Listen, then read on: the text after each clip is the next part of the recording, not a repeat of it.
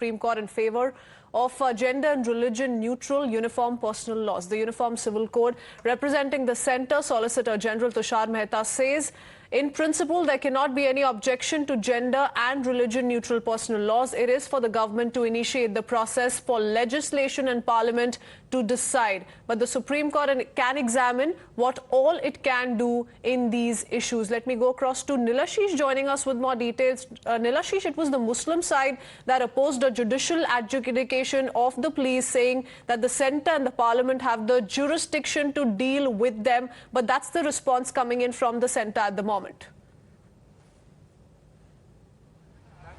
Well, the Centre's stance has remained very similar as far as the Supreme Court is concerned, and in the PIL primarily filed by Ashwini Upadhyay, the Solicitor General appearing for the Centre clearly stated that there in principle cannot be any opposition to a gender and religious neutral law. But as far as the question of whether the Supreme Court can direct such a law to be made or not is what the court will have to look into.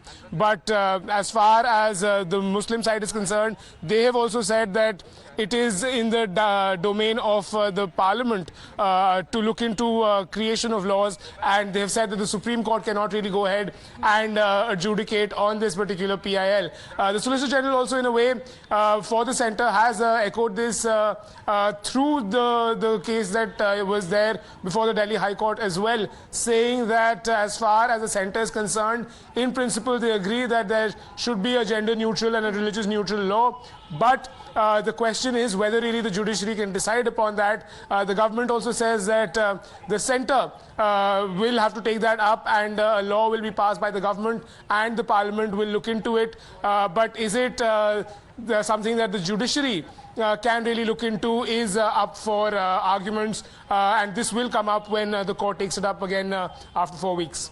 Okay, the court will take it up after 4 weeks, and at the moment this is where it leaves us, where as far as this case is concerned, because interestingly, Nilashish, the Supreme Court on multiple occasions has in fact been mocking the political class's frozen feet when it comes to dealing with the issue of Uniform Civil Code. So it's very interesting that the Centre has come out with its own clear position, because several, like you pointed out, who have been opposing these PILs and who have been questioning their maintainability have been speaking of how these issues have to be dealt with in the domain of the Parliament or the government.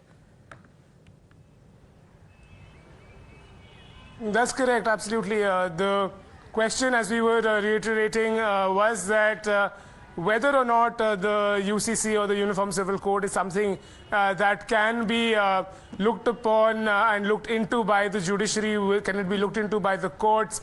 The Muslim side has questioned the maintainability of this PIL. The PIL, let's not forget, is very clear in its prayer. It says that there should be a direction that there will be a formulation of a uniform civil code.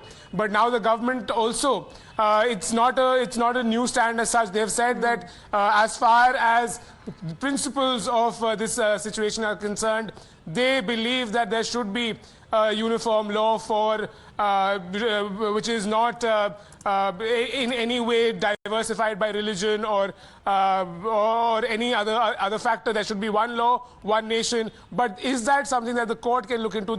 The Centre has also said that it is well within the domain of the government, the executive and the Parliament to in fact look into it. So of course this is something that will have to be seen how it's tackled in the future hearings. But the court also, of course, on a number of occasions, various courts across the country have made certain findings, have given certain observations. Gender and religion neutral uniform personal laws is something that the Solicitor General has spoken of and says in principle there cannot be any objection to gender and religion neutral personal laws. It is for the government to initiate the process for legislation and Parliament to decide. But the Supreme Court can very much examine what all it can do in these issues, which also means indirectly, Nilashish, that the Centre is referring to the extent to which the Supreme Court can perhaps come out and interfere in matters which are as sensitive such as this.